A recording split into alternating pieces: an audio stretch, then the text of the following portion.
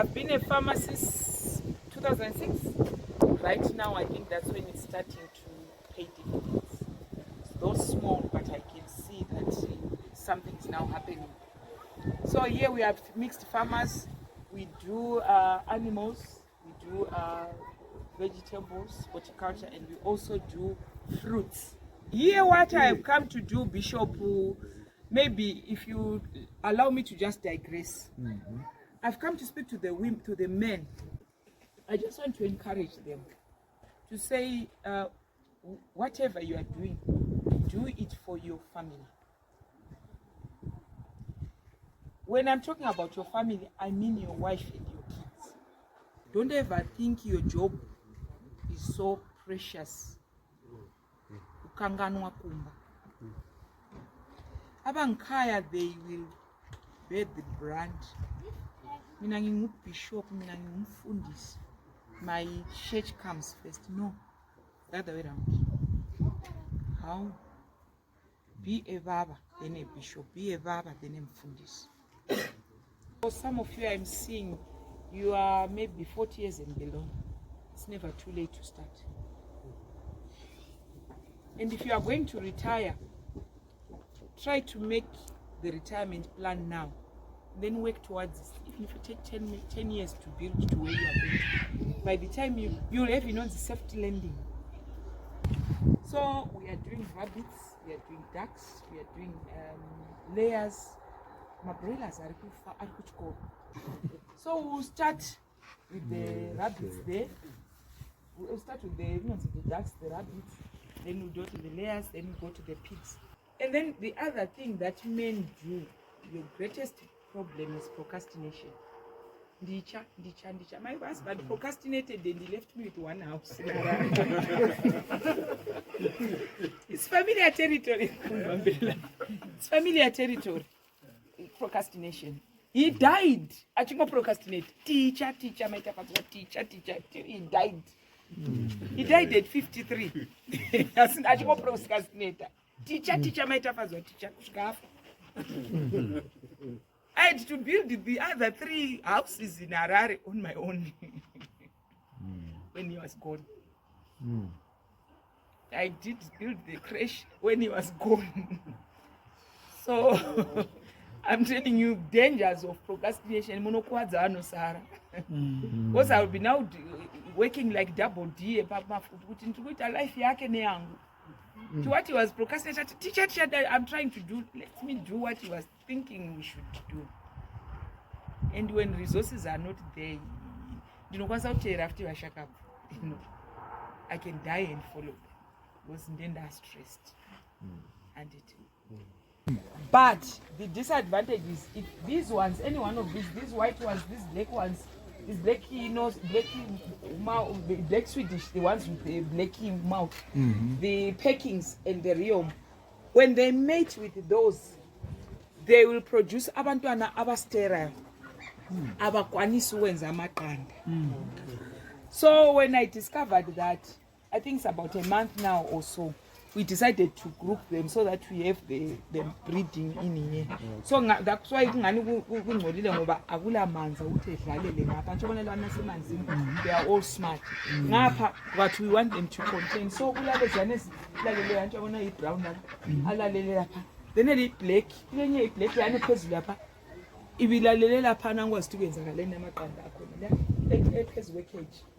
it doesn't belong here, but it's a good brooder. For these white ones, they lay, but they don't want to brood.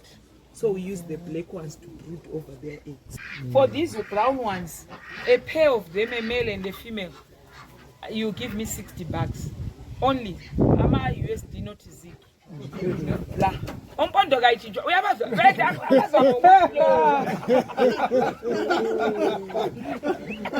You don't want to give me $60. Then I white law. You part with 55 for a pair. Then the black Swedish, another $60.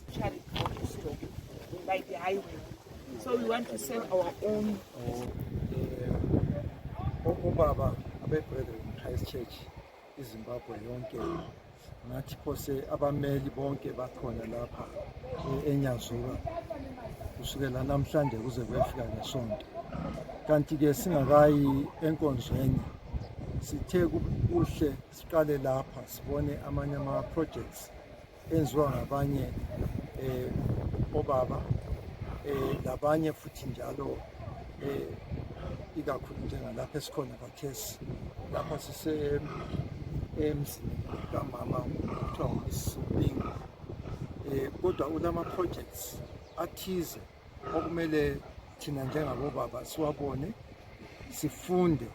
Injongo sibili ukuthi sifunde ukuthi abanye benza ngokuncinyane khonokho abalakho ukuthi baphile lemuli njengalo umama uMrs Mpingo esibuye la khathesi lapha sesibayeni sezingulube sibona i-project yakhe ephigana lapha ukuthi iyenza njani. Uchilo phambilini ukuthi uyathengisa athole inzuzo aphile labantwana abhadalele indleko eziningi eziphathelane nemuli yakhe loba engumuntu ongumfelokazi. Lokhu kuyinto enhle engathi ngesingisi is to motivate the men. Lanxa sesiya camp siyahlala phansi sihlela sixoxisana ngama-income generating projects. Kuhle ukuthi abantu bakhulume bebonile ngenye yenjongo kungani silapha. Siyake sikwenze lokhu kweminye imihlangano yabobaba. Kule ama-projects amaningi esiwabonayo lapha practical. Anto okunye kwesinye isikhathi siyabe sihlangene kube lo speaker akhulume nge-income generating projects, anike imizekeliso ethize singekho on the ground practical. Kodwa namhla sikhetha ukuthi sibe la sibone ukuthi sibili kuyini okwenzakalayo nxa umuntu eraise kumbe egcina ingulube. Sibonile inkukhu, amadada, njalo sibonile emasimini ukuthi kuyini okwenzakalayo, ukulinywa kwamagwili, ukulinywa komumbu in a modern way. Anto okunye siyabe sizenzela thina ngemakhaya, kodwa namhla sifundile okunye esingathi i-commercial farming ukuthi iphathwa njani. Abanye bethu khonapha bavele baku-farm committee obaba, so kuzasisiza lathi njengebandla in our own farms ukuthi sibe lendlela ezingcono zokulima njengalokho esikubonileyo namhlanje.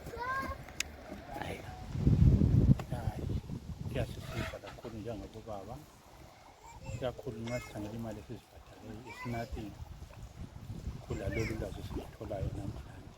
Ngoba lapha amadada ade ekhuluma khona amadada amabili going for 50 years, of which imali ingeke ngiyikhiphile for 50 years isiwethu amadada amabili, of which isinathi empilweni yami. So into engiyitshoyo ukuthi esikutholayo namuhla okwelanga elilodwa kunengi, okwelanga elilodwa khanya ngani kunengi kakhulu empilweni zethu for a long time or for i-future yethu. Okunye engikunanzelelayo ukuthi siyafundiswa ukubana sizimele for our own njengezimuli zethu, singadiphendi emsebenzini leyo esiyisebenzayo. Kodwa into engiyifundileyo kakhulu ukubana njengezimuli sisidiphendi ezintweni esizibonayo practical. Sibonile amadada, ukufika kwamadada, sabona ukufika kwengulube, khathi sesifoye ukufika kwenkukhu zamaqanda.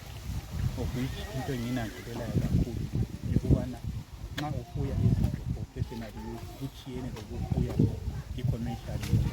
Ngoba for i-commercial use the things at the right way kumele usebenzise khona ukuze zikunike i-good food. I think that's all that I think. Lokho esikwenza lapha nxa ungakuhlanganisa uNkulunkulu uthi ivila kalifuni.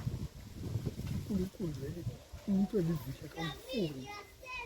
So uNkulunkulu uthi umuntu wonke ulikhona basilokhona, kodwa kumele adle izithuthi zakhe. Lapho sikufundela abanamuhla ikakhulu njengami ngithande kakhulu ingulube. Ingulube yinyamazana engake ngayigcina iyinyama. Siyabonga kakhulu. Ubaba mbani isibongo? Mina nginkomo Nkomo. ngivela eGwanda. Livele eGwanda. Seleminyaka emingaki? Sengile 84 years. 84 years. Yeah, Hayi siyabonga kakhulu baba. yami yabo. Yeah.